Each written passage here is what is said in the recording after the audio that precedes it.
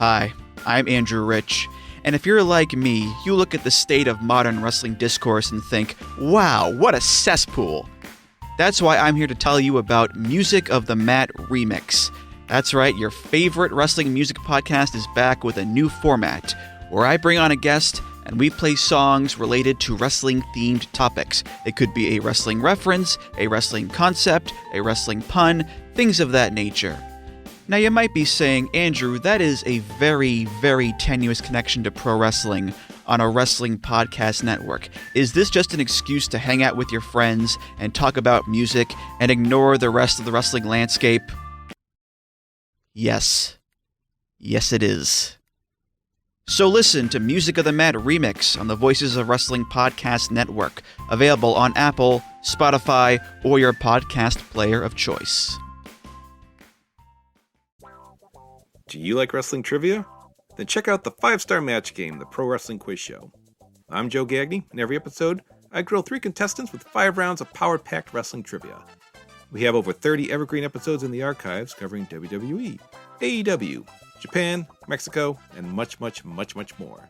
Play along at home and check it out today.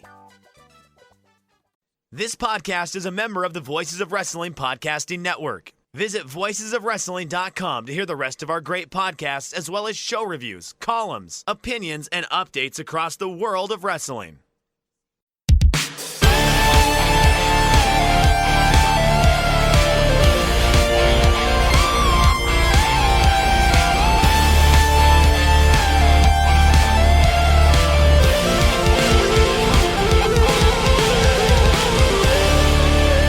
Welcome back to another episode of The Good, the Bad, and the Hungee here on the Voices of Wrestling Podcasting Network. I'm your host, Tyler Fornes. With me, as always, is Fred Moreland, who is proving every day that he is an old man. How are you? Yeah, hell yeah. Look, buddy, when you can throw your back out by sitting in the cold for 2 hours, handing out candy for a trick or treat, you got to do it. You just have to do it. Fun fact, the wife just bought a sauna. Been saving up for it, and we just got it put up yesterday. It's one of those red light gimmicks.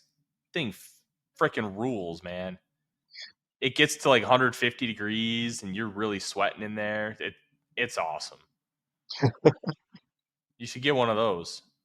I've got a $15 heating pad on my back, so can't all live in the lap of luxury of Minnesota. Hey, I assume that if I spend half an hour outside of Minnesota in late October, I'll just petrify. I mean, today it's like 46, so it's not too bad. I'm busted. It sucks. You know what else sucks is look at this flawless transition. Is unnecessary mid-card championships, Tyler.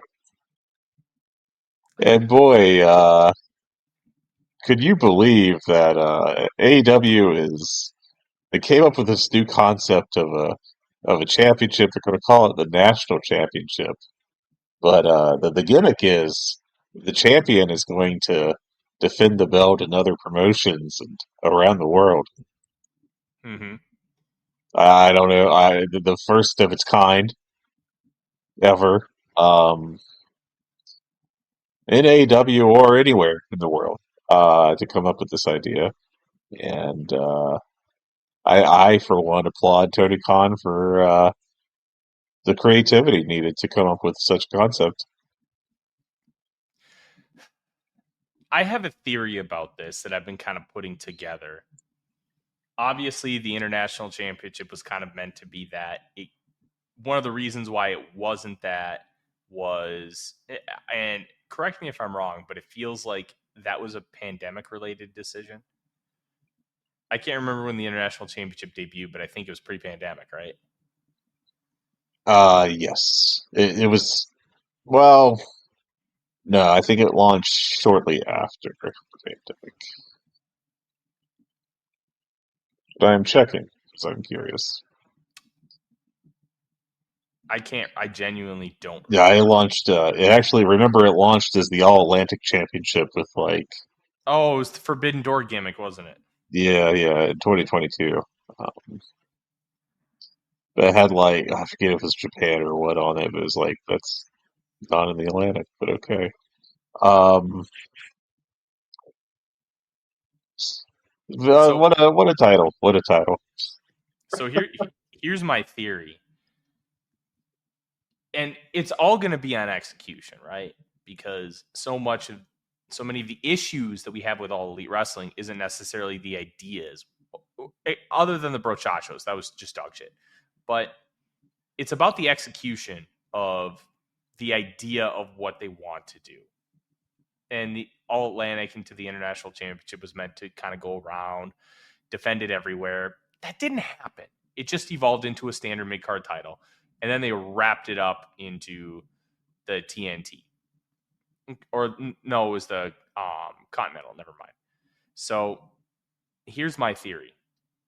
This is AEW's counter to the WWE ID program. Now, I have Okay. This is my Why do you theory. need to counter that? This is my theory. Okay, go ahead. I'm sorry. The WWE ID program has been bad. It's been terribly run. They're just dropping all kinds of talent from their ID contracts, which, look, anybody should sign a WWE ID contract. It's 40 grand and you get to take indie bookings. That sounds pretty great. But a lot of companies didn't want to deal with it, so they didn't even book some of these ID talent. My thinking is this. They have quasi working relationships with West Coast Pro, with Prestige, because you have Chris Hero, who books West Coast Pro, essentially in the building. You have Swerve Strickland, Nick Wayne, and Darby Allin, who still go work Prestige and have strong ties to the region. My thinking is that they're going to intentionally try to bring this title to the Indies and use it as like tryout matches and try and get some exposure for some of these guys, and then also try to bring them in. Now, with the WWAD thing, it's a simple idea that makes a lot of sense, but their execution was dog shit. And AEW doesn't really have a developmental school. They don't have, well, technically the Nightmare Factory, but even that is kind of murky because of Cody Rhodes' involvement, and he's no longer with the company. So that in itself is kind of not gone away, but it's been minimized. This, to me, is their idea of trying to almost manipulate the indies to their advantage. Will they actually do it? I have no freaking clue. I have no idea really what they're going to do with this title other than lip service. But that's kind of my theory of how they might approach it. Will it happen? We'll find out. But if they're serious about going to other areas, and if they're serious about actually making this a real title where they defend it everywhere, my theory makes a lot of sense. Yeah, I guess we'll see. I mean, I'm just not.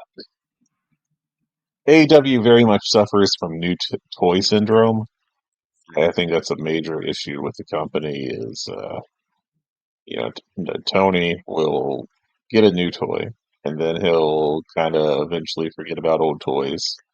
And I think we've seen that with the Trios Championship, which could have been a very unique thing. I feel like it is a fair thing to say, and instead it just kind of is extra tag team championships, just like kind of used the exact same way. And I mean, we already had this concept of the traveling championship that AEW talent will take around the world, and they kind of gave up on it pretty quickly. Take a look here at something, and I just see this going for 6 months, and this is a company that's already combining titles, and it just feels really unnecessary. In a year where I think you've already introduced 3 new championships, Mm-hmm. to introduce a fourth, like it just feels like too many belts. Um, and going back to the initial run uh, of the title is outside of, in 2022, there was 3 title defenses of it outside of AEW, and that was in a 2-week period. So 2 Rev Pro shows and an OTT. In 2023, there was one. Yeah, there was one, and it was a New Japan in the US show. Um, in 2024, I'd be shocked. Oh no, there was more. There was 1, 2, 3, 4, so 5. There are actually 5 in 2024. Shockingly, a couple New Japans, a couple Maple Leaf Pro, and a Rev Pro, and a CMLL, and another Rev Pro. But like, it's not really. I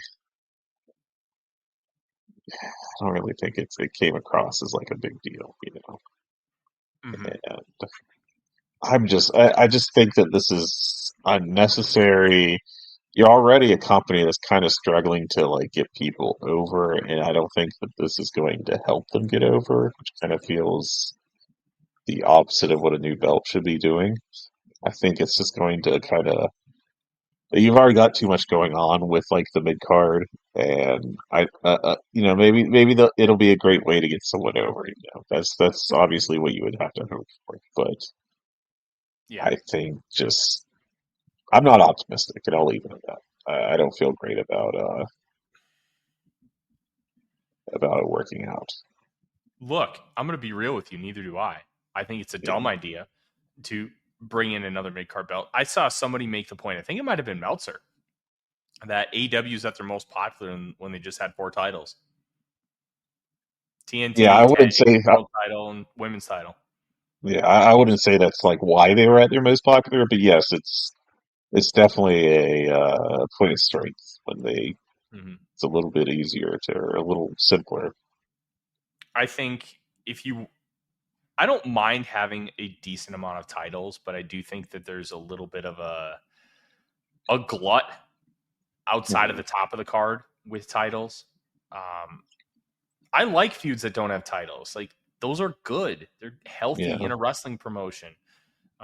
I think the Continental title being what it is, I think how they've done it is fine, but I also don't think it's one of those deals where they've booked it as well as they could have. Like, the yeah, idea of the Continental title being decided in the Continental Classic is good. And then defending it every so often with Continental rules, I think they could do a little more to lean into that and really try to drive home that the Continental title is different. Um, I don't think you need a second mid card title after the TNT. I think the TNT is being used perfectly right now with Kyle Fletcher. This is his method of elevation, and that's kind of how they're going about it. I think the trios titles are an objectively good idea that has been very poorly done. Tag titles are good. Uh, the women's division, I think you could get rid of the TBS title right now, retire it for the time being, maybe do a double champion gimmick for a couple of years where, like they did in WWE, where they had both title belts and then split them back up when you have a little bit of a deeper roster in terms of being able to tell a lot of different stories at the same time. I don't know if this women's division with all the injuries and Mercedes kind of doing her own thing with this insane belt collector gimmick, I don't know if it's a good idea to have 2 big titles, but I do like the idea of eventually, whenever they actually release them, the women's tag team titles. 1 main title, set of tag team titles, and I think you have enough stories for that, especially because with tag teams, you can still have your top of the card wrestlers who are involved in major storylines in tag team matches and involved in that. So if I were to look at this promotion, it would be both world titles, both sets of tag titles, the Continental and the TNT, and that's it. I would have 6 titles. I would trim the trios title. I would not have national title, and I would retire for the time being the TBS. Not saying the TBS is bad, but I think tag team titles in the women's division is more important than a secondary. Uh, what do you call it? Secondary singles title. Like, you don't need to have all these titles. It's a crutch to a point to just book around a title. Book because you have a good story. Book because you don't always have to fight for a title. A lot of wrestling feuds over the course of time haven't even involved a title, like the best ones. You don't need it. And I feel like Tony Khan had these great ideas initially, and now he's just falling into booking traps and booking like crutches, like titles and splitting up tag teams, like that we make fun of relentlessly. Like, I just think he's not creatively bankrupt, but he needs somebody to keep him creatively on track. And I think that's one of the biggest issues right now in AEW, because the top stuff still hits great, but the bottom stuff isn't. And if it's not hitting throughout the card, I think that was one of the big draws for AEW shows and AEW as a whole, was you could sink your teeth into a lot of stuff. Right now you can't. And the top isn't good enough, because we've talked about it privately.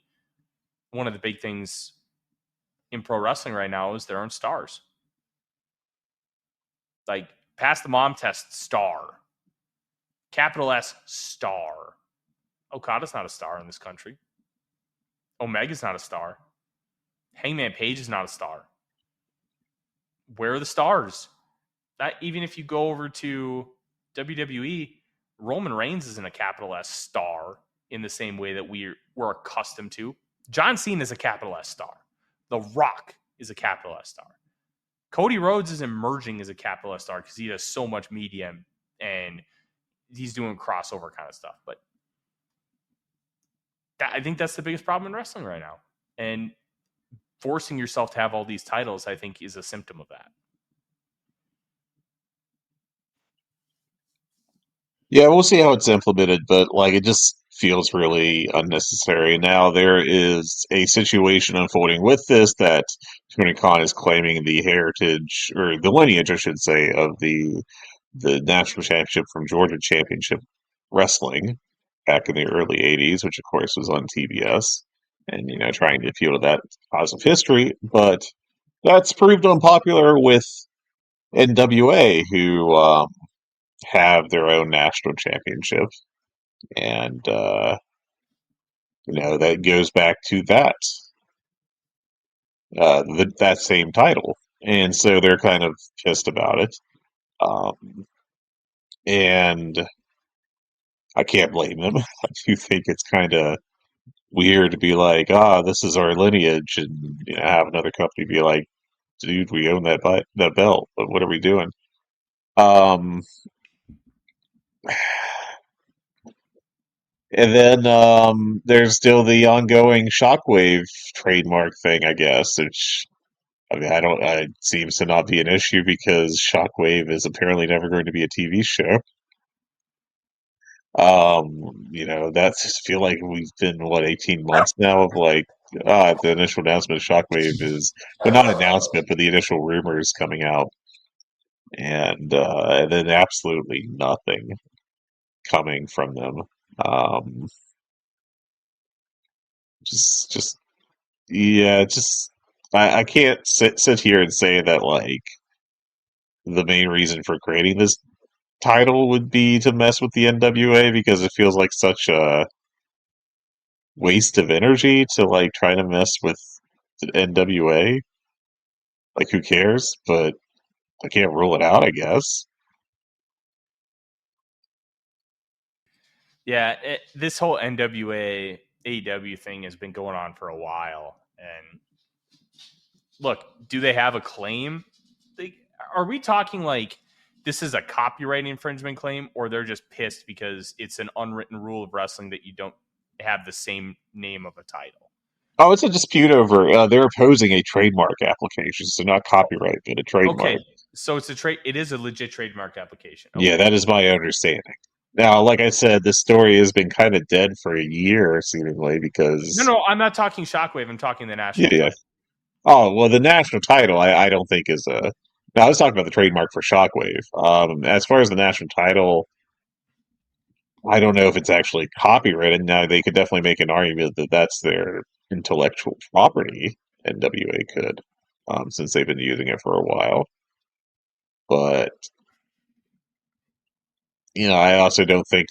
I think what would possibly cause an issue is the claiming the heritage, the lineage.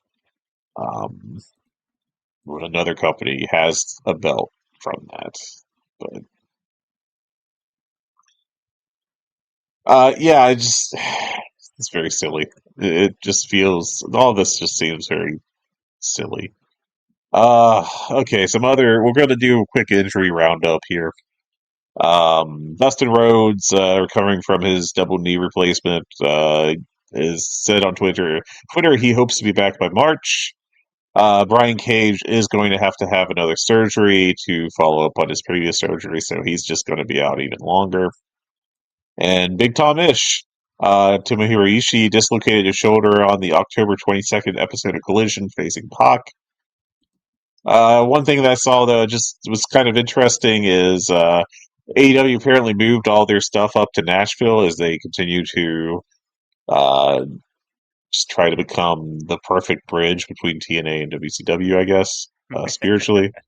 But so they moved all their stuff up there, including their practice ring.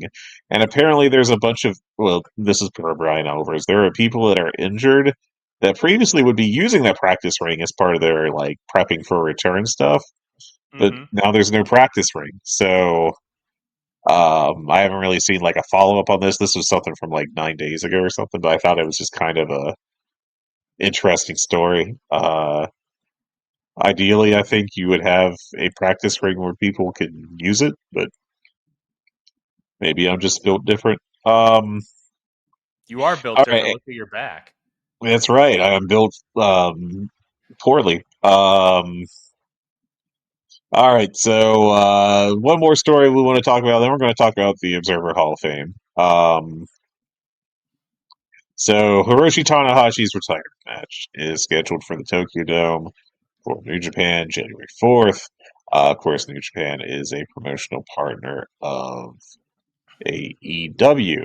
Now, the story is there's been rumors for a while now that Shinsuke Nakamura is intended to be the opponent of Hiroshi Tanahashi. I don't think that I'm really breaking news there. This has been a thing that has been talked about for a while. But nothing's been announced. And this week, Hiroshi Tanahashi had a press conference scheduled.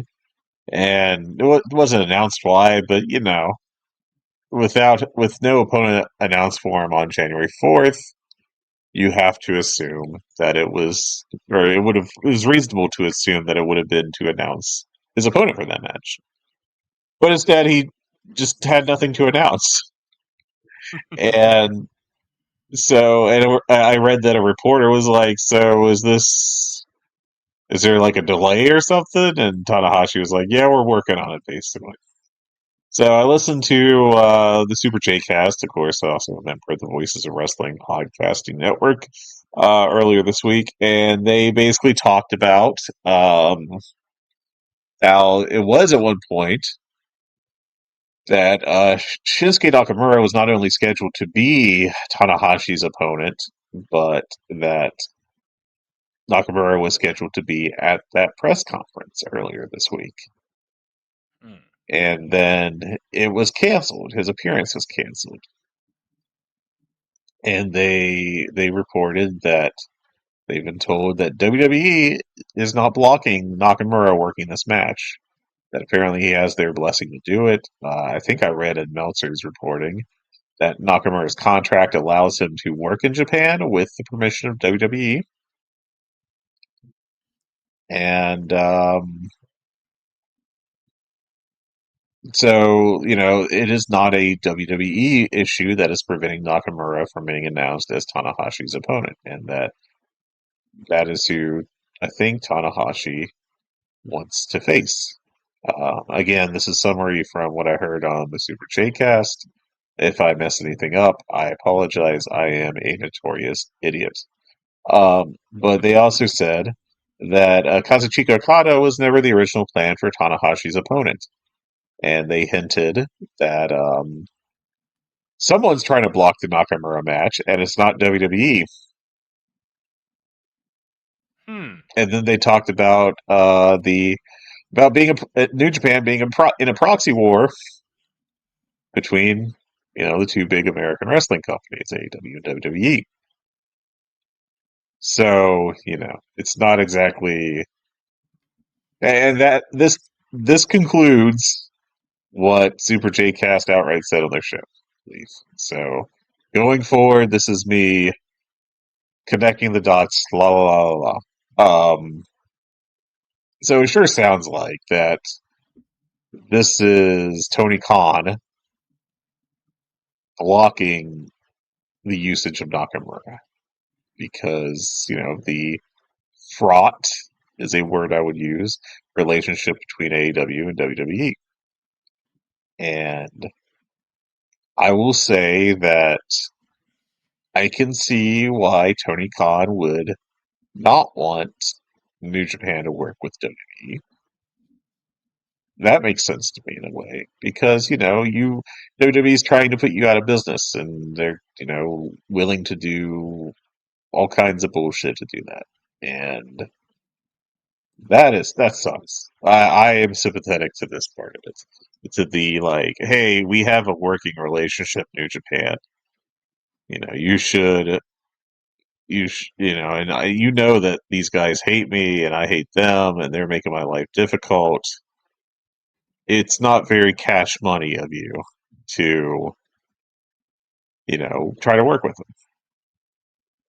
But I think you could say that Tony Khan's been put in kind of a bad position here because of all that stuff. I don't think it's that bad of a position. I think that Tony Khan is, if I'm putting the dots together accurately, and if Tony Khan is taking steps to try to prevent Nakamura from facing Tanahashi and replacing him with Kazuchika Okada, or someone else, but I assume Okada. Okada is the one that makes sense. And they did mention Okada on the Super J Cast, so the portion of it I listened to. I can see why you'd want to do that. At the same time, I think trying to block this match from happening is going to do far more damage to AEW / Tony Khan's reputation than allowing it to happen. I think that if you let this match take place, if you let Nakamura face Tanahashi, it does a little PR boost, I reckon, for WWE because he can be like, oh, well, they're cool, and they let their guy work in New Japan to face the great Hiroshi Tanahashi in his retirement match. And Tanahashi hasn't faced Nakamura in years and years. It would have to be before Nakamura went to WWE. While Okada and Tanahashi had a bunch of matches after that. And, Okada just left New Japan like a year ago, or a little, like a year and a half ago, or whatever it was. And how can I miss you if you don't go away? Right? How can the New Japan fans like really miss Okada if he's barely gone? On top of that, I do believe there is some hard feelings among the New Japan fandom. Now, I don't have a good feeling for how much of this is the English-speaking world versus the native fans of Japan. I can't speak to that. I don't know. Um, I don't know if this is just English speakers saying stuff online, and actually everyone in Japan is fine with it. I don't know. I'm not smart enough to do that. But it sure does appear that there's a lot of New Japan fans that are already unhappy with AEW because they have Okada and they have Ospreay and they have Jay White, um, and that's 3 top stars from New Japan that jumped to AEW. And I can tell you like why that is. That should have been expected, and that's actually fine in the way how pro wrestling works. But you know, Tyler, if the Vikings were to lose in one fell swoop, back in the day, Adrian Peterson, Kevin Williams, and Pat Williams all in one go to the same team. It's a different thing, but still, you would not be like, "Oh man, Well, that's cool. You got to go to free agency sometimes. You would be like, this is fucking bullshit. This sucks, man. If they jump to like the Packers or whoever, or the insert whatever team here. Think of it this way: it would be like going from like the Lakers, and then all of a sudden trying to create a super team in the G League, where there really is no good comparison in modern sports because we really don't have companies competing against each other. Right, it's a Like, different thing, but like that's the best comparison I can throw together. Quick is like you three cornerstones of this thing you love are going to this company, and on top of that, which I didn't really touch on with my dumb sports analogy, but on top of that, the company that they're jumping to is supposed to be your ally. Now, I think that the fact of the matter is that with the financial stuff going on in Japan, and also just like the reality of how the world of wrestling works now financially, that those guys were going to go somewhere else. And each of them, if they didn't go to AEW, they were going to go to WWE. And I feel like that's a damn guarantee. Um, and I will add that I just don't think that it's reasonable to be mad at AEW, considering. But, like, again, they did sign him, and I'm not going to sit here and tell you to be like, actually, it's okay that our top stars left. But I think it's going to cause Tony Khan more damage if it comes out that this is the great Hiroshi Tanahashi's retirement match, arguably the second most important person in the history of New Japan Pro Wrestling outside of Antonio Inoki. And you, while being a promotional partner with Tanahashi and the company that he's president of and all of this, you try to block his chosen opponent for retirement match because of reasons outside of the control of New Japan and Tanahashi. I can tell you that that's a justified feeling for Khan to have and a justified position to want to take, but I can also tell you that that will not carry water. And I think he's going to come off looking far worse as the guy that blocked Tanahashi's desired retirement match versus whatever like cred WWE will get for allowing Nakamura Tanahashi to happen. And on top of that, I think if you value the New Japan relationship, I'll leave a pause here for New Japan fans to add their commentary. Okay. Um, if Tony Khan values the New Japan relationship, he needs to be kind to his partner, in my opinion. And I think the kind thing, and I think what would be the smartest thing long term for Tony Khan and AEW would be to not mess this up for Tanahashi and Nakamura. I think that you have to respect Tanahashi, and I think you should respect New Japan, and I think you should definitely let this match happen. I think that's just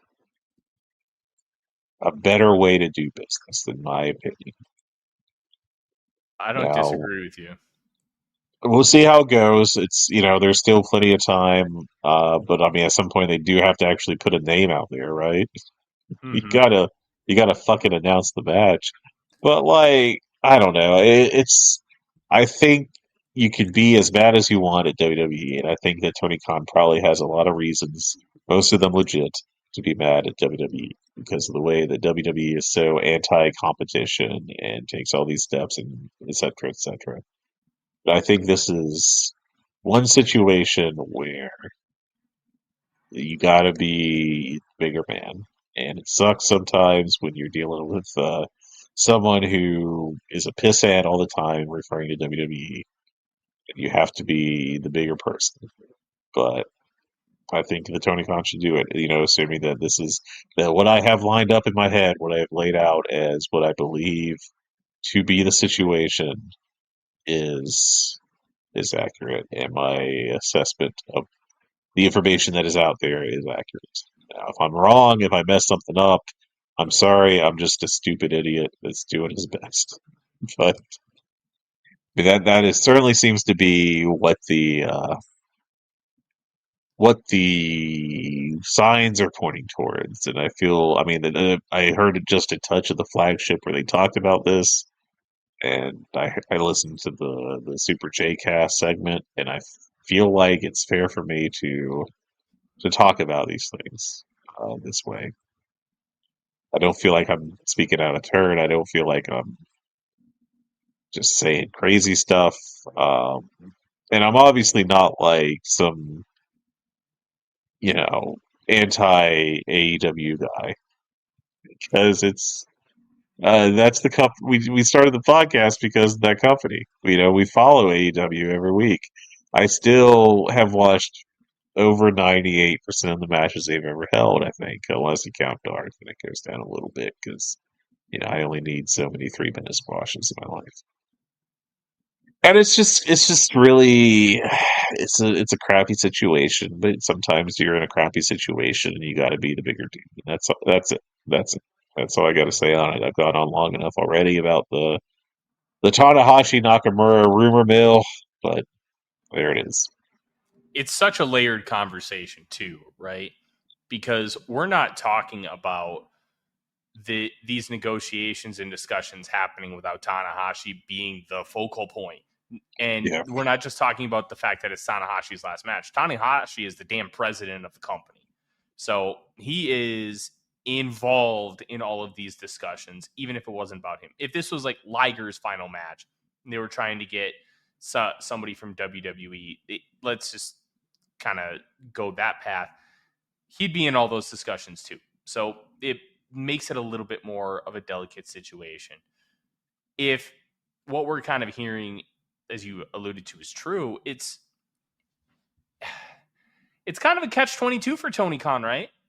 Because, and this is something I've dealt with in my personal life, why is the impetus on Tony Khan to be the bigger man? Why is, this is a devil's advocate play, why does he have to be the bigger man when they're intentionally screwing with his company and screwing with his, like, his means to make money and grow his own business? Why does he have to be the bigger man? The opposite point is it's fucking Hiroshi Tanahashi. Just do it. Who cares?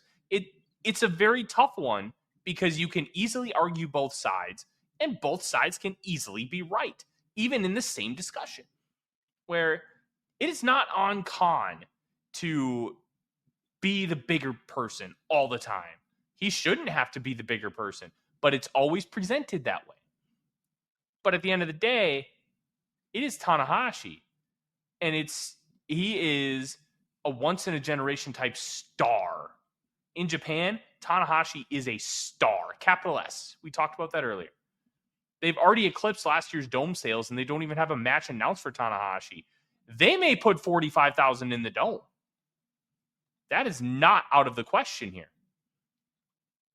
It's a tough one. I feel bad that Tony Khan has to kind of deal with this. Then again, he's also putting himself in the situation where he could easily come out looking like the bad guy if it turns out that he is at fault for why this is taking too long. If he is the one blocking Nakamura from appearing, the whole thing just sucks. It just sucks bad. And the real fault of this whole situation isn't Tony Khan. It's Tony Khan by proxy of WWE trying to be a playground bully and counterbooking and disrespecting and weaponizing Twitter to attack AEW at every single turn. That's the root cause of this whole thing. But the actions of Khan is what's going to be blamed. So when you look at it from that perspective, if you're AEW, you don't want to look weak by just allowing a WWE wrestler onto your partner's programming because of everything that could mean. But if you don't, you're going to look like the biggest asshole in the world. So what do? I would it's Nakamura. We're not talking about John Cena going over there. I think if this was John Cena, it would be a completely different discussion point, right? because Cena's never worked New Japan. He's only been a WWE guy. He's got a blind loyalty to Vince McMahon. That is a different situation. Nakamura was one of like that generation's like group of three. I'm not calling him the Three Musketeers, but he was in that generation with Tanahashi and Shibata. It's a different kind of conversation. And I know I've made probably like 12 different points in the last 3 or 4 minutes, but it's a complicated question and problem for Tony Khan to answer. And no matter what he does not win. He cannot win here. And No, this is 100% a war game situation, not the match, the movie. yeah, The only winning play is to not play. Unfortunately, I don't think that's an option. So he's got to make a decision. And I think the only decision here, which look, I think it sucks for Tony Khan. You just got to let Nakamura do the match and not complain about it. And I think you just need to bite the bullet. But the one thing that I would want Tony Khan to try and do is, okay, you're going to have Nakamura work on our partner show. I would like to have AJ Styles for one match with Will Ospreay. And I think that's a request you make and see if they say yes. I also think that maybe that's just me really wanting a Will Ospreay AJ Styles match while Will Ospreay's at, like, once he comes back, he's still at his peak. And AJ is about 80% of what he was. He can still work that kind of match. You just have to kind of work it.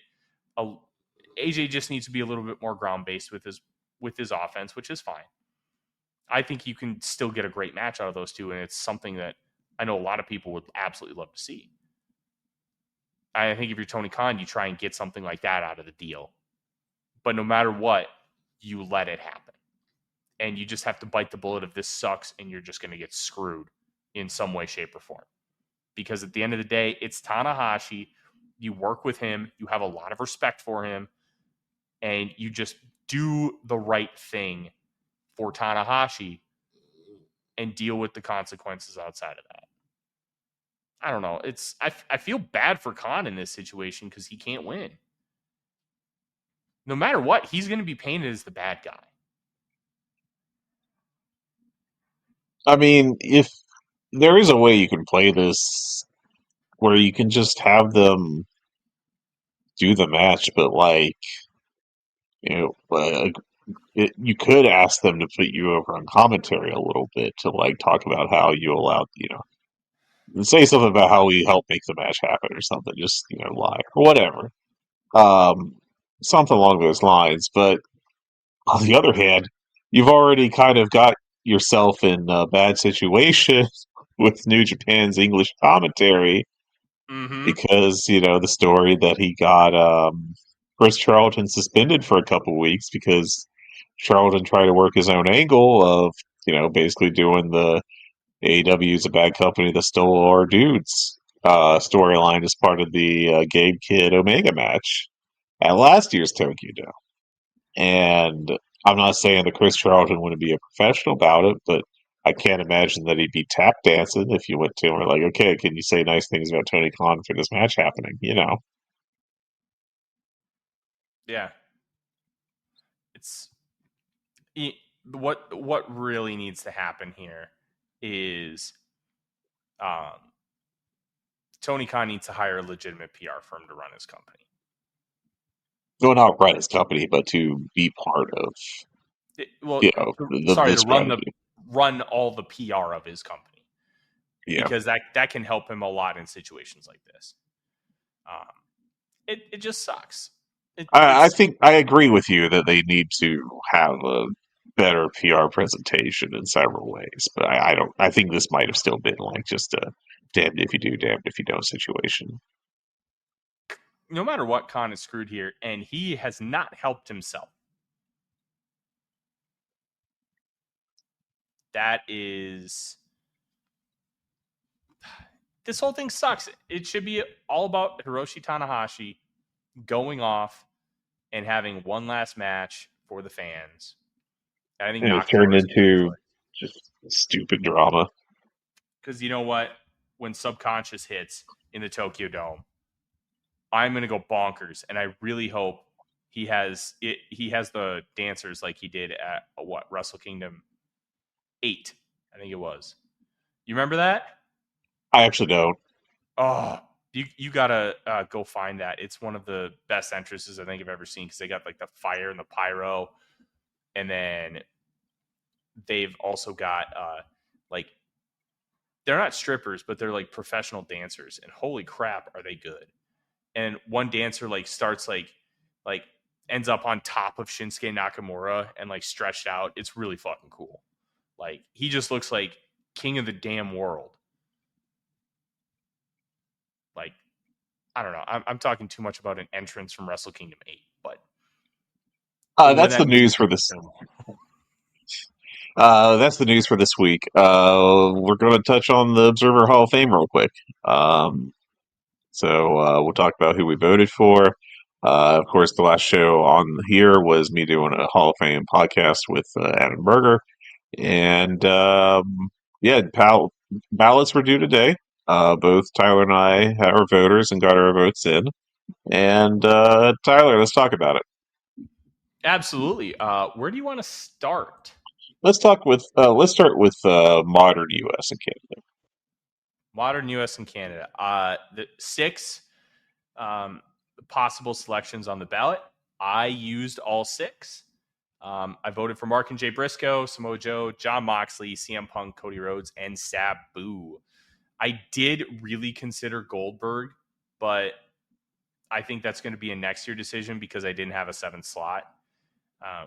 I've really come around on Goldberg. Not only was he arguably the biggest draw in the biggest era of professional wrestling in this country, which the Attitude Era was such a tremendous draw on a national stage.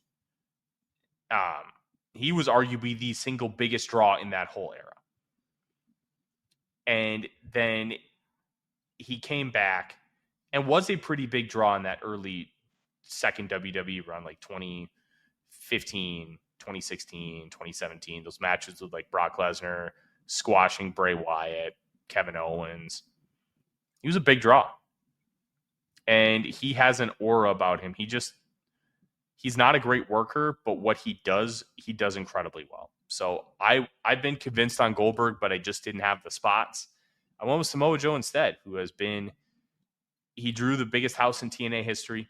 The biggest pay-per-view gate in that company's history, which is only so impressive, but considering what trajectory they were on, that was a match people salivated for. They didn't want to see Kurt Angle. They want to see him take on Samoa Joe. He was, in my opinion, the big draw of that match. And then wherever he's gone, he's been a great worker, and he's worked at the top of the card in every company. And he's now about to main event his second pay-per-view in AEW in a row. Like, the dude is in his 40s. His body just can't keep up, but everything else is still there. And he continues to put a stronger case on the table for him to be in this Hall of Fame. I think it's enough right now. He's one of the more believable promos I've ever heard. You look at him and you think he's going to kill you. I just think this guy's, I think he should be more of a shoo-in than he's being talked about. But I think that's one of the reasons why this Hall of Fame is so cool, is because there's so many different interpretations of what the qualifications are. But I'm a big Samoa Joe supporter, and I really hope he gets in, or at the very least, he gets more support next year when the likelihood of Punk, Cody Rhodes, and hopefully Sabu and the Briscoes all go in.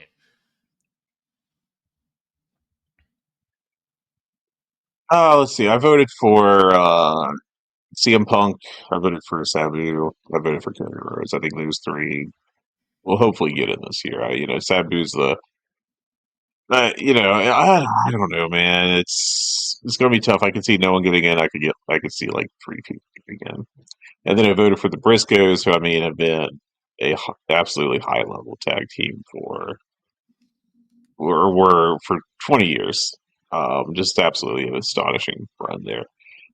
John Moxley, I voted for. I mean, he's a two-time Wrestler of the Year. I feel like he's put together a Hall of Fame career with everything from the time with Shield to blips in WWE. I mean, granted, their usage of him at times is very dumb, but also he was always very over them with them. I would point to the very silly way that they couldn't decide what to do with him, but they extended his farewell tour forever during his run with them. Mhm. Which was very funny. But I mean, I think he's a great draw, and I think he's a great worker. He's been such a uh, just like such a stabilizing force for AEW his entire time with them. Whenever they've been in trouble, they've gone to him as champion, and it's worked out every time. I think the only real hiccup was like the very start of the Death Riders, where it didn't quite work out just right. But I mean, he's just so damn good, and he's been so important to AEW. And these past 6 years, I mean, basically, he was like their first major signee after they started having shows, and I think it's just obvious that he's great like that. I would also say that Mercedes Moné, I voted for her as my last pick. It came down to her, Becky Lynch, and Goldberg. None of them have like a perfect case, but I was just thinking that like Mercedes is the best in ring North American woman wrestler, I guess ever. Frankly, I mean, if you want to go back and like make an argument for Mildred Burke and Jean Byers, you could, I guess, but like that's such a different era. Um, I just feel like that she's already accomplished something that's Hall of Fame level, and yes, it's still pretty early in her career, but I can't, you know, I can't say that she's not a Hall of Famer. So I thought it was a reasonable pick, and that's where I cut it off. Like, I also like Goldberg as a candidate. I think what really helped him. What I think pushes him over to a Hall of Famer is the success he had as a draw in his later appearances in WWE. I think those were all very good and very successful. Um, and I also think Becky Lynch still deserves it for like historical significance because of her being a draw for a period in WWE, like their top draw, top arguably top star in the world as a woman. Um, but one thing that is hurting her case is that she has done relatively so little since then. And yes, there's been like pregnancies and injuries in there and stuff, but it's still like very limited time. And then when she does come back, it feels like WWE just wants to misuse her in one way or another, and it's hurting her case. But I still think that she has accomplished enough. So there's my votes in modern. You want? Did you vote in historical?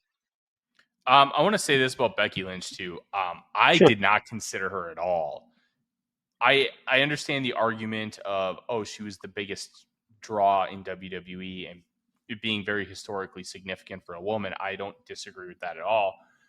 My big thing is twofold. One, they felt the need to force Charlotte into that match, and two, she absolutely died the second she won that belt. It was done.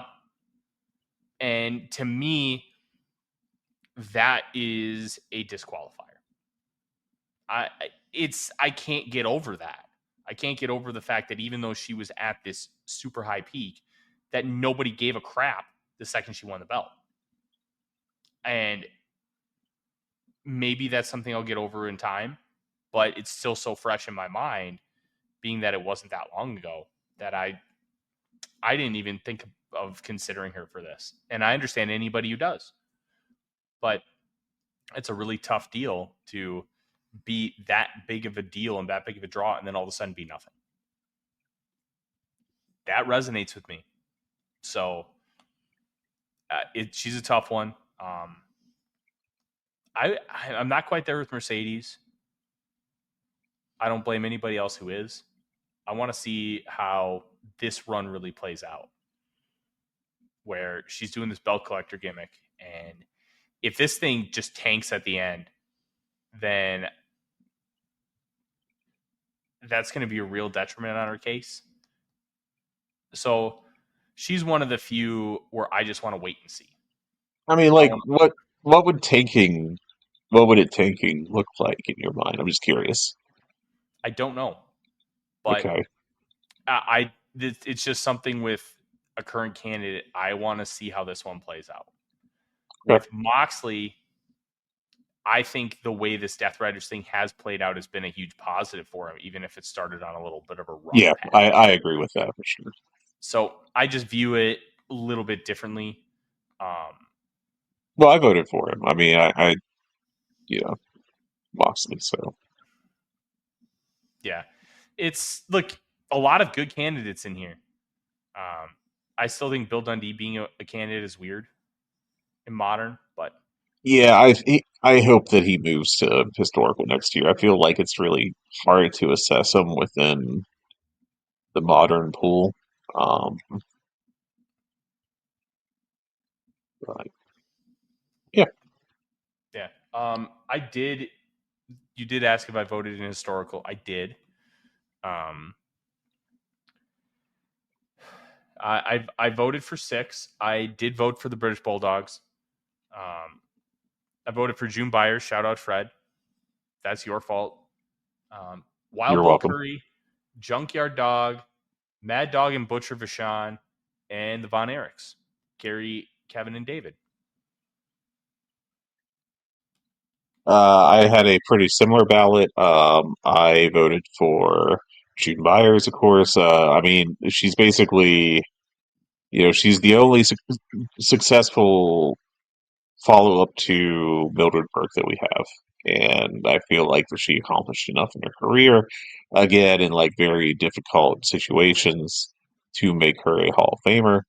Um, so I think that's the correct call there. Um, before the Fabulous Moolah and other things ruined women's wrestling in the U.S.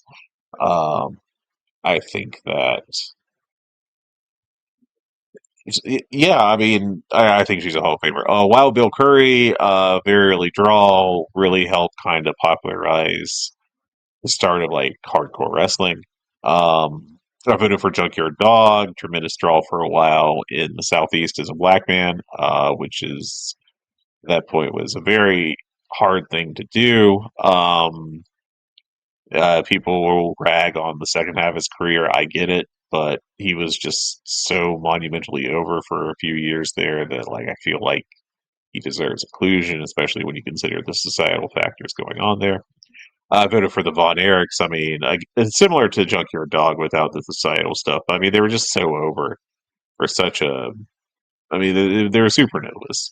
Um, I voted for Cowboy Bob Ellis. Very strong drawing argument with him, and I voted for Sputnik Monroe, who helped desegregate the wrestling crowds in Memphis, and also was a decent draw and a decent wrestler. So, I mean, I think the more I hear about him, the more it's not just the desegregation thing, but that's always going to be like the elevator pitch on him. So, feel pretty good about those votes. Japan, did you vote in Japan? Yes, I did. I voted for 2. I voted for Hayabusa and Io Shirai / Io Sky. Shirai is one of the best women's workers I've ever seen, period. And to me, I think she's got a good case when it comes to drawing, maybe not so much historical significance, but for me, she's so good of a worker that's kind of put her over the top for me. Hayabusa, Hayabusa is one of the more influential wrestlers of all time. I feel if you're going to have Sabu on your ballot, I think you should have Hayabusa too, even though they're almost the same. And it didn't like Hayabusa steal some of Sabu's gimmicks. Yeah, he was very, very, very much inspired by by Sabu, his style, and But yeah, I also think that in turn that strengthens Sabu's case yeah, because I agree. I agree for sure. yeah, I considered Masaki Mochizuki. That would be pretty much a strict work rate case. I haven't watched enough backlog of his stuff to really feel comfortable doing that. Zack Sabre Jr. to me has never been a meaningful draw at a big level, and I have never resonated with his work like others have. I think it's objectively very good, but I don't think he's the best to have ever worked his style. I don't think he's the best technical wrestler of all time. I think that's easily Bryan Danielson. I think if you put him in a ring with either Kurt Angle or Chris Benoit, I think that they could easily outshine him too. So, while I think he's incredibly good at what he does, the fact that he's never resonated with me, where like I watch a 4-star Zack Sabre Jr. match and I'm just like, it's okay. Like it's just never been my thing. He's never been my cup of tea. But he's objectively great. And when he finally got on top in New Japan, he was not a meaningful draw. He was fine. He was status quo. And I think that's holding me back as well. Where anybody wants to be like, oh, that's the best technical wrestler to ever live. I can't really tell them that they're wrong because there's a real argument for it. And if you want to put him in as that alone, okay, I respect that. That's fine. I'm not there and I won't do it. So I didn't really consider anybody else. I thought about Tiger Jeet Singh, but I don't know. I have a hard time with candidates who are only like great draws because he wasn't really good in the ring at all. But his drawing case is incredibly impactful and incredibly positive. It's impressive. Yeah. So anybody who wants to vote for him on that, I'm not blaming him. But it's just hard for me. Yeah, I haven't watched much footage of Tiger Jeet Singh, but like when every conversation about him is like, yeah, he was a draw. I mean, he was a great draw, but like he's also just god awful. It's really hard to get motivated, to slap my hands together and pick up the ballot and be like, all right, baby, it's Tiger Jeet o'clock. Like that's not exactly a foot of pep in my step. So I can't go for that. That's not getting it done. Um, I'll have to watch him and see if he's do more research and decide if he's really as bad as everyone says. Because if he's just like okay, then I think he's like a genuine like that. If he's passable, he'll be an easy vote. But he gets talked about like he is literally the worst main eventer at any level at any point in time, and it's really hard to like vote for that. Like it's just I can't do it. I can't make myself do it. So I voted for Zach, and I voted for Hayabusa. I need to watch more Yoshirai and Mochizuki, assuming they stick on the ballot, to really get a good feel for them. Um, because their arguments are strongly. I'm not going to say completely because you can always be like, they popped a house here or something. But especially in Mochizuki's case, the majority of the argument is just in ring, and I've obviously seen some of their work, but I haven't done like career retrospectives. So, and the same can be applied to Miko Satomura. Um, Obviously, I think they're all very talented from what I have seen, but I just haven't like spent hours watching their stuff. Just to like analyze them. Um, did you go to Mexico this year? No. I am not well versed enough in Mexico at this point to vote. But I will say, if I did place a vote, I would want Dory Dixon and Grant Hamada to get in. And I would have strongly considered Masquerita Sagrada. But the whole ballot, I don't know enough about. And I didn't have the time to do enough research on it to really feel comfortable knowing that these guys should be Hall of Famers over everybody else. So I chose to stay out of it. But Grant Hamada and Darrell Dixon would have gotten my votes if I did. I felt like I was familiar enough with the majority candidates to vote in this one. I did some research, did some listening. Um, and so I went with Dory Dixon, I went with Gran Hamada, and I went with Volador Jr. Dory Dixon was a tremendous draw and also the first black superstar in Mexican wrestling and lucha libre. Feel like that makes it pretty easy. He was also a top for like forever, if I recall correctly. Gran Hamada played a major role in like the foundation of Lucha Resu, and also was a very good worker. So I thought that was a pretty easy pick. And Volador Jr., I just like insert the Marge Simpson holding a potato meme here. I just think he's neat. I think he's a fantastic worker. And that's why I voted for him because I just think he's like one of the best wrestlers I've ever seen, and I think he's a Hall of Fame level worker and has been, looking over his career and everything. I feel like he's crossed that line, for me. I'm also a former Kito horror voter, so that's just where that's kind of my take on that situation. Um, I did not vote in Rest of the World. I If you do not start out as a rest of the world voter and you do enough research to feel like a good voter, God bless you, man. That's just so much digging because that's I feel like that's easily the toughest category to become a competent voter in. And I don't want to be the asshole that goes in and be like, I have heard of Spiros Arian before. I will vote for him and ignore the rest. Like I feel like that's such a BS way to handle business. That's why I don't vote in Mexico, because I don't want to screw somebody over that should be a Hall of Famer, but I'm not ready for it. Like, I don't think that's fair. That's why I abstained from Mexico last year. I think I'll always abstain from the rest of the world just because I don't think I'm ever going to have enough knowledge with how much time I can put into making sure that I vote in a great way to be able to place. No, and that's the right way to handle your business with this. I think that if I will speak to a very specific group of people, if you are a voter, this is the right way to handle it. Is to know what you know and know what you don't know, and realize that if you start voting in categories that you aren't knowledgeable about, that you can really do damage to the Hall of Fame. And I feel like that's an important thing to keep in mind. I hopefully haven't done that myself. I always try to do my best. Dave moving up the voting deadline to my busiest time of year for my business. Not great, but what can you do?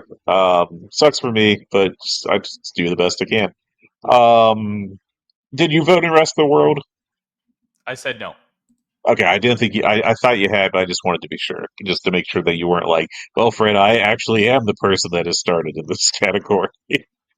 And here is 45 minutes of in-depth information. Okay, so that leaves us with non-wrestlers now. Just as a reminder, everybody in the non-wrestler category is assigned one of the previously mentioned geographic areas. So U.S., Canada, modern, historical, Japan, Mexico, and the rest of the world. And so they count, their denominators based off of those categories, but you are limited to 7 votes of the non-wrestlers. I will go ahead and say who I voted for. Koichi Yoshizawa, who is a reporter in Japan that played a key role in transmitting information about Japanese pro wrestling to the United States. Tremendously important. It was very cool to learn about him this past year. I think he's a great candidate. I voted for Roy Welch, who, of course, is a historical promoter and tremendously important. Jesse Ventura. Everybody tries to be Jesse Ventura commentary. No one can do it as well. Like when I have to listen to like Wade Barrett, try to do the heel gimmick on commentary, it's such a pale imitation of how great Jesse Ventura was in his peak, and it's really like it's bad because people should stop trying to be Jesse Ventura because they can't be. But Jesse was so great at it; he really was.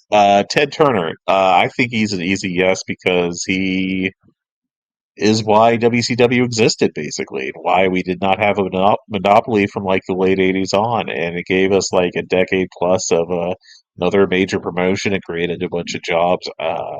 it created a company that actually surpassed WWF in the US for a while.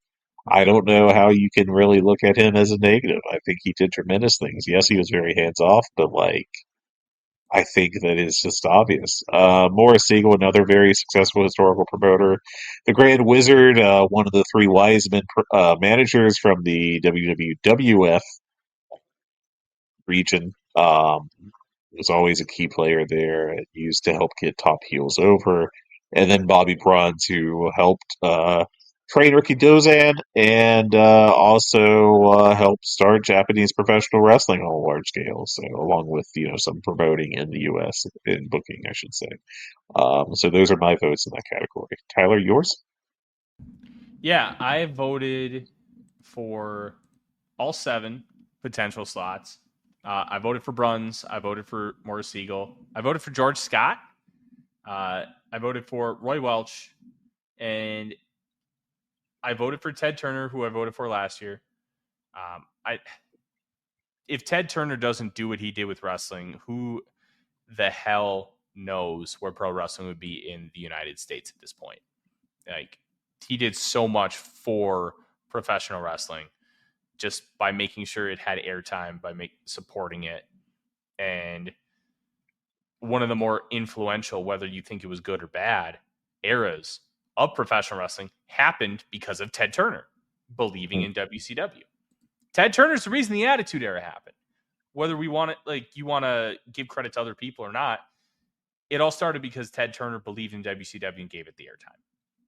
I voted for Mike Tenay, who I think is, for my money, and I know it's not going to be a popular opinion, he's one of the better commentators I've ever heard. I have loved watching anything that Mike Tenay does. And maybe it's just my preferred style of commentary. I love the nerd shit. I love when you have people talking about the in-depth stuff. It's great. And his team with Don West is still my favorite commentary team to this day. I loved those guys. It was a perfect blend of chaos, passion, energy, and knowledge that I don't think we're ever going to see truly replicated in this space again. And then I'm going to be honest, I voted for Jesse Ventura, and I would not have voted for him last year.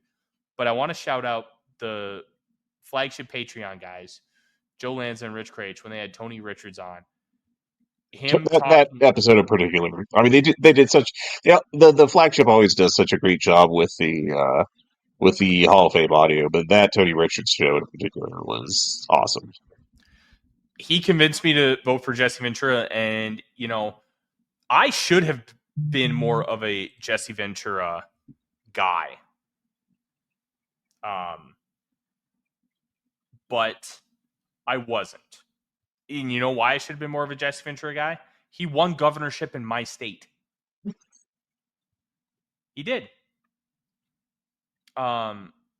He was awesome as governor. He wasn't perfect, but he was like a professional wrestler. He just told it like it was. And it was just blatantly honest. And the one thing that he did, which was incredibly controversial at the time, which would be less controversial today, was he talked about legalizing prostitution. He's like, people do it anyways. Let's make it safe and get the tax money. Like, if he would have said that in today's day and age, he maybe have been viewed a little bit differently from a long-term perspective. But overall, like, what Ventura was able to do on the mic and using everything with wrestling to translate directly into politics, because he didn't win as a Democrat or Republican. He won as an independent. He beat Mark Dayton, who was a 2-term governor later on. And I don't know if you know the department store Dayton's. Have you ever heard of Dayton's? No, I have not. It was a huge department store in the Midwest. Macy's ended up buying them in 2000, something like that. And he's like a Dayton. So he won governorship, and he also beat out Norm Coleman, who was the Republican candidate, who also was a 2-term governor later on, and he was a U.S. senator as a Republican. That was a big deal that he won that election. So I should have been more understanding, I guess, of that. But I thought Tony Richards' argument for him was so good and compelling that I became a voter. And I hope all of these guys get in, because I had to take off Grand Wizard, who I had on last year, because of Ventura. Sure. Like, there's a lot of good people in this group, and I hope we start getting some people in, because it's getting a little crowded. Yeah, we need to. I hope we get some people elected off of. I feel like that and the historical wrestler region are both tremendously jam packed right now. I hope there's some votes. People get voted in off of there, trying to clear this up. I agree. Well, and I guess that's it. I did ask that Jun Kasai be put on the ballot for next year. I think he has a very intriguing case as maybe the best hardcore wrestler of all time. For such a long time, too, for a style that's supposedly so destructive to your body. And the Dragon Gate guys want to put Stalker Ichikawa on there. I'll help. I suggested him, too, as the greatest comedy wrestler of all time. So, yeah, that's it. That's my ballot. I'm excited to see who gets in a month and a half when Dave finally releases it. I have a feeling it'll be fast because there's so much stuff coming up. Like, December is going to be massive for him because he's got the lead up to the Tanahashi retirement match. You got the Cena retirement match. You got World's End at the end of the month. I think Dave will have to do a pretty quick turnaround on it, and hopefully it's like a week or two because I'm excited to see the results. I agree. That, Fred, is another episode of The Good, the Bad, and the Hungee. The greatest podcast to ever be. 100%. Thank you guys so much for listening. Be sure to like, subscribe, and join us in the Voice of Wrestling Discord, where we will continue to have some Hall of Fame conversation, and you can view our ballots in totality just for ease of that, instead of just hearing it on audio form, and come chat with us. Leave us a 5-star review, and we will be back shortly, probably to talk about the blood and guts that we have. I believe it's next week, right? Oh, I completely forgot about that. Yeah. No juice. I don't think it has any juice, frankly. No. But No juice. That's kind of the problem with AEW right now, ain't it? It's a big problem with AEW right now, but we got the juice. I'm Tyler. He's Fred. Thanks for listening, everybody. We'll see you later.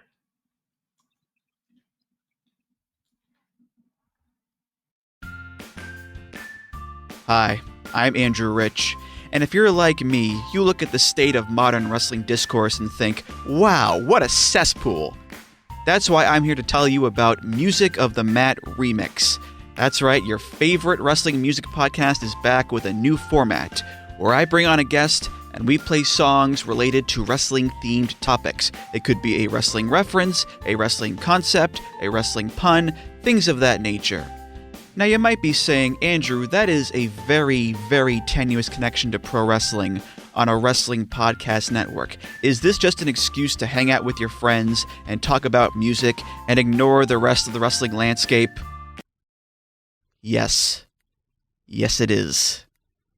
So listen to Music of the Mat Remix on the Voices of Wrestling Podcast Network, available on Apple, Spotify, or your podcast player of choice.